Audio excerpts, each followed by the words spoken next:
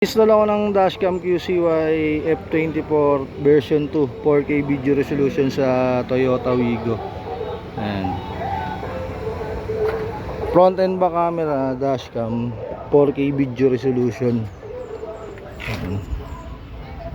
Ito yung in-install nating dashcam, rear view mirror dashcam front and back camera.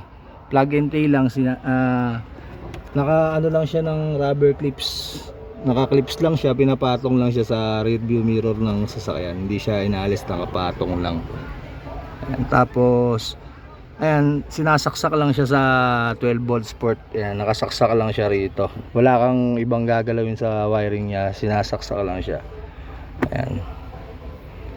Ayan, i-on natin yung susian. Ayan, pagka on nyo ng sasakyan, mag-on na rin siya automatic. Magre-record na rin. Nilalagyan siya ng memory card. Ayan, lagay nating memory card 32 gig, tapos class 10 pang 4K video resolution. Yun yung kailangan yung ilagay na memory card. Ayan, di basta-basta memory card ang ilalagay nyo, kasi para hindi siya nagahang, tsaka mabilis yung record nya. Ayan. Ayan, ito yung ano natin, yung front camera, tapos back camera. Dalawa siya, sabay siya nagre-record. Yung front camera niya, ito yung pinaka camera niya. Ayan, ito yung nasa gilid. Ayan, ito yung front. Tapos yung back camera, mamaya i-ano ko sa inyo kung saan ko in-install. Ayan, dalawa siya, sabay nagre-record. Ayan. Etong wire niya, nung pinaka power niya, ginapang natin yan sa Kesame dito sa may kanan. Ayan, nakapasok lang siya sa loob nitong Kesame. Tapos lumusot dito, tapos nilusot ko rito. Ayan, pababa yan. Tapos sa ilalim ng carpet. Ayan, niligo natin dito. May liliguan kayo ng wire. Ayan, pagka ililigo nyo, angat nyo lang tong plastic dito para maipasok nyo yung wire dyan sa gilid. Ayan, nasa gilid lang yung wire nyan. Tapos inilalim ko rito sa may carpet. Ayan yung wire nya. Ayan. Tapos lumiko na siya rito. Ayan. Tapos ito na siya yung pinaka wire nya. Lagyan nyo na allowance yung wire para hindi siya banat pagka sinaksak o inugot. Ayan. Tapos ito naman yung back camera natin. Ito yung nakasaksak siya rito sa dashcam din. Ayan, ito yung back camera. Yung wire nya dito ko naman ginapang yan sa may sa may kaliwa. Ayan, pag nilusot ko rin dito. Ayan, gagamit lang kayo ng pry toolkit para mailusot nyo yung wire dito sa gilid. Ayan, hindi nyo na kailangan alisin yung plastic para ayan, tapos ginapang ko rito sa rubber na to. Ayan, tapos sa likod na tayo. Ayan, ito yung likod ng sasakyan. Ayan, ito na yung wire ng back camera. Ayan, gumapang yan sa gilid. Ayan, tapos nilusot ko rito sa na to, sa rubber. Inangat ko tong rubber dito para maipasok ko yung wire dito sa loob. Ayan, kailangan nakapasok dito yung wire ng dashcam para hindi pasukan ng tubig pagka kinarwash o pagka umulan. Ayan, pagka alisin nyo itong plastic na to ng gamit kayo ng flat screw para maiangat nyo. Merong lakayan na para maalis yung ayan, may mga lakayan sa gilid para maangat nyo to, tapos maipasok nyo yung wire dito. Tapos kinapang ko yung wire dito papunta na rito sa labas. Ayan, tapos ito na yung pinaka camera nya.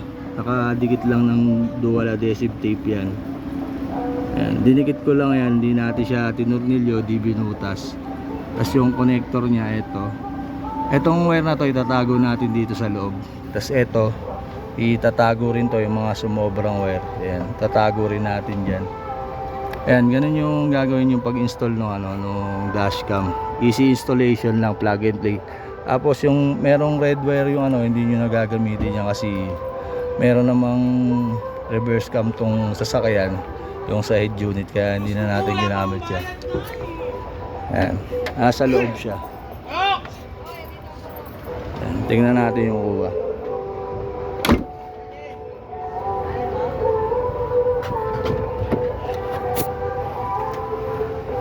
Ayan. Ayan, ito na yung back camera, yung nilagay natin sa likod. Ayan, naigagalaw siya up and down. Ayan, pagka halimbawa naka back camera lang siya, pwede nyo siyang itaas, pwede nyo ibaba yung kuha. Ayan. Tapos pwedeng sabay siya. Ito yung back camera, front camera. Ayan, sabay nagre-record. Pagka in-off nyo yung sasakyan, mag-off na rin yung dashcam. Ayan, halimbawa in-off natin, mag-off na rin tong dashcam. Sumasabay siya sa sasakyan. Tapos pagka in-start natin yung sasakyan, ayan, mag-i-start na rin siya. Tapos pag start ng sasakyan, start na rin siya, record na rin siya, automatic. Kaya makita nyo nagre-record, nagka-count yung number dito. Conforme yan kung ano i-set yung video clip sa 1 minute, 2 minutes or 3 minutes. Tapos pag swipe nyo, pwedeng back lang yung kuha. Tapos pwedeng ano lang, ayan, front. Tapos pwedeng double sila. Ayan. Tapos meron siyang ADAS, blind spot detection, tsaka LCA. Pwede ka rin mag-playback ng mga na-record nyo. Lahat ng na-record nyo pwede nyong panoorin sa dashcam. Ayan, pwede kayong manood, pwede kayong mag-lock, pwede kayong mag-delete. Ayan, meron siyang file management. Ayan, yung mga na-record natin sa front, mga na-record natin sa back, nandyan din. Tapos yung mga nilock nyong video, nandyan din.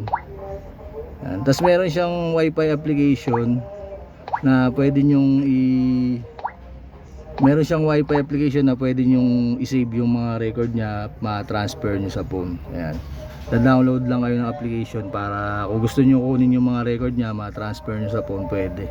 Hindi nyo na kailangan kunin yung memory card. Meron din siyang speech recognition. Ayan. Meron na rin siyang voice command. Ayan. Ito, smart driving. Pwede nyo i-turn off yung mga tumutunog pagka nadidistract kayo, kasi tumutunog siya pag may nade-detect na tao or mga sasakyan. Ayan. QCY F24 dashcam yung in-install natin sa in-install natin sa Toyota Wigo. Ayan. Front and back camera dashcam, full screen, touch screen, 4K video resolution. Ayan.